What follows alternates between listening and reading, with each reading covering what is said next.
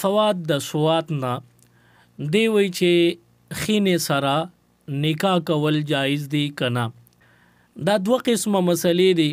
که فرض کا یو سړی وي داغه بیبي وفات شوله او د دې د وفات نه بعد د خپلې بیبي خور سره چې کومه د خینې ده هغې سره نکاح کوي، نو بېشکه د ښځې د وفات نه بعد د خپلې بیبي د وفات نه بعد د بیبي چې کومه خور ده هغې سره نکاح کول د ده لپاره جایز دي.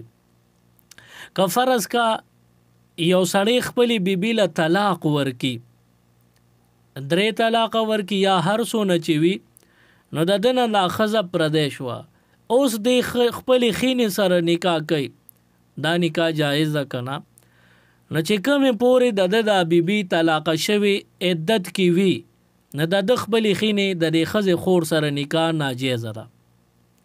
او چې کله د دې زنانه عدت تیر شي، نو بیا د دې خور سره دې سړي له نکاح کول جایز دي.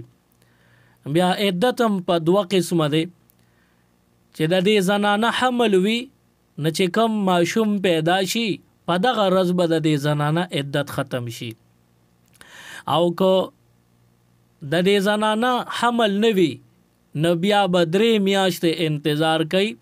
چې کله زنانه 3 میاشتې د طلاق نه وروستو انتظار وکړو، 3 میاشتې تیرې شوې، نو بیا د دې ښځې د طلاق عدت پوره شو.